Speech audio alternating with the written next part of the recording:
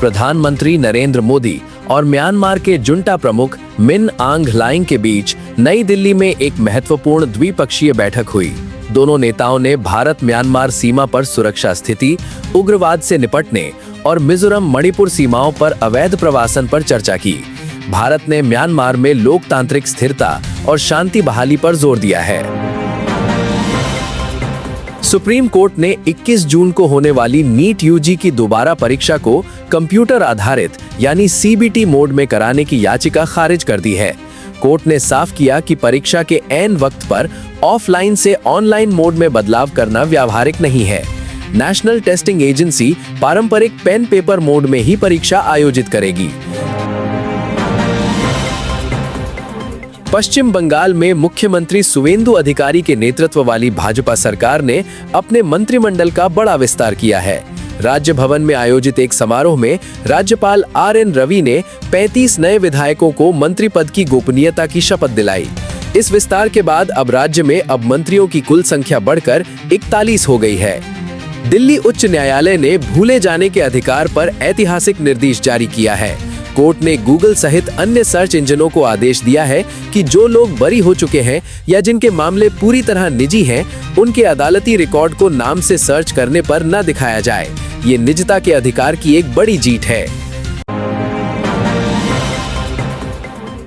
Cockroach जनता party यानी CJP के संस्थापक और social media activist Abhijit Dipke ने घोषणा की है कि वे 6 जून को भारत लौटेंगे।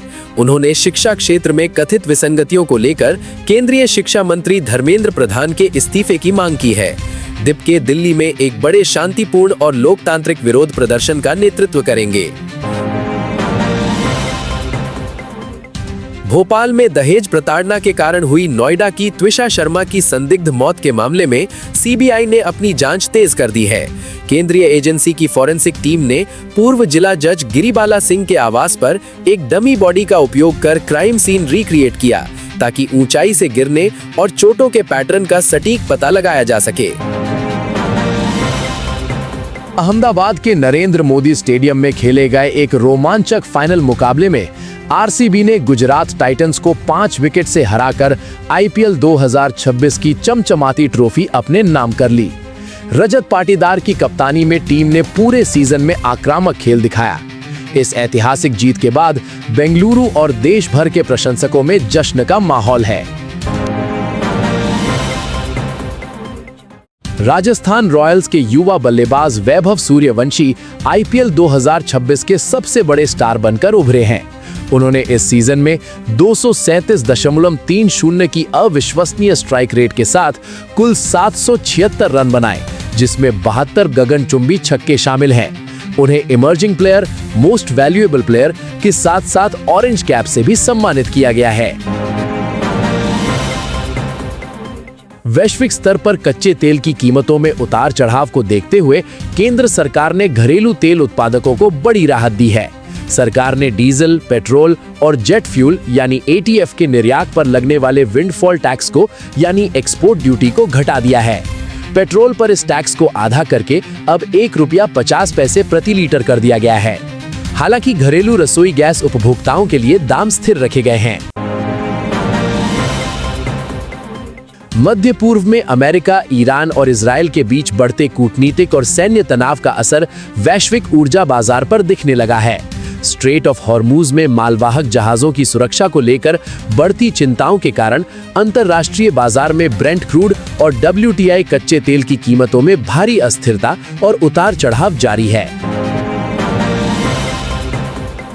वित्तीय वर्ष 2025-2026 के अंतिम वित्तीय नतीजों के अनुसार भारतीय बैंकिंग इतिहास में पहली बार देश के सभी लिस्टेड वाणिज्यिक बैंकों यानी सरकारी और निजी का सामूहिक शुद्ध मुनाफा 4 लाख करोड़ रुपए के जादुई आंकड़े को पार कर गया है। मजबूत क्रेडिट ग्रोथ और डूबते कर्जों में आई भारी कमी इस बम्पर मुनाफे की मुख्य वजह है।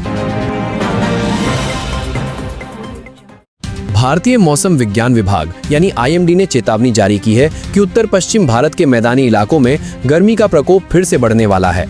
आने वाले 4 से 5 दिनों में राजस्थान, पंजाब, हरियाणा और उत्तर प्रदेश के कई हिस्सों में अधिकतम तापमान में 6 से 8 डिग्री सेल्सियस की क्रमिक वृद्धि दर्ज की जा सकती है।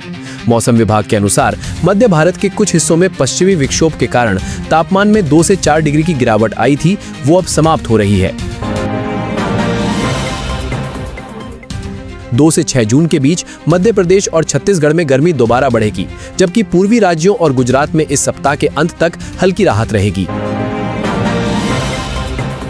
आईएमडी ने आज 2 जून को पश्चिमी और पूर्वी राजस्थान के जिलों के लिए ऑरेंज अलर्ट जारी किया है। राज्य में 60 से 70 किलोमीटर प्रति घंटे की रफ्तार से चलने वाली विनाशकारी धूल भरी आंधी और थंडर स्क्वॉल आने की आशंका है। इसका असर दिल्ली, एनसीआर और पश्चिमी उत्तर प्रदेश के मौसम पर भी देखने को मिलेगा। दक्षिण भारतीय राज्यों में मौसम मेहरबान है। मौसम विभाग ने केरल, तमिलनाडु, पुडुचेरी और तेलंगाना के कई इलाकों में 4 से 6 जून के बीच तेज गरज चमक और आकाशीय बिजली गिरने के साथ मध्यम से भारी बारिश का अनुमान जताया है। इस दौरान तटीय इलाकों में 40 से 50 किलोमीटर प्रति घंटे की रफ्तार से हवाएं चलेंगी। मध्य पूर्व में एक बड़े क्षेत्रीय युद्ध के खतरे को टालने के लिए अंतर्राष्ट्रीय मंचों पर कूटनीतिक प्रयास तेज हो गए हैं। अमेरिका और ईरान के बीच पिछले दिनों बड़े तनाव को कम करने के लिए कतर और ओमान मध्यस्थता कर रहे हैं। हालांकि दोनों देशों की सेनाएं हाई अलर्ट पर हैं और बयानबाजी जारी है। लेबनान मोर्चे पर सैन्य कार्रवाई को बढ़ाते हुए इजरायली रक्षा बलों यानी आईडीएफ ने दक्षिण लेबनान में स्थित ऐतिहासिक और रणनीतिक रूप से महत्वपूर्ण ब्यूफोर्ट कैसल पर पूरी तरह नियंत्रण स्थापित कर लिया है। इस कदम के बाद इस पूरे क्षेत्र में हिजबुल्लाह और इजराइल के बीच संघर्ष और हिंसक हो गया है। हंगरी के प्रमुख विपक्षी नेता पीटर मग्यार ने देश की राजनीति में भूचाल ला दिया है। उन्होंने वर्तमान राष्ट्रपति तामस सुल्योक को उनके पद से हटाने और लोकतांत्रिक संस्थाओं को मजबूत करने के लिए देश के संविधान में एक बड़ा संशोधन प्रस्ताव संसद में पेश करने का ऐलान किया है, जिससे ऑरबान सरकार दबाव में है। सूडान में सेना और अर्धसैनिक बलों यानी आरएसएफ के बीच जारी भीषण जंग के कारण देश की स्वास्थ्य व्यवस्था पूरी तरह ध्वस्त हो चुकी है। अंतर्राष्ट्रीय मानवीय एजेंसियों ने रिपोर्ट दी है कि देश में जीवन रक्षक दवाओं, विशेष रूप से इंसुलिन की भारी किल्लत हो गई है, जिससे लाखों डायबिटीज मरीजों की जान खतरे में है।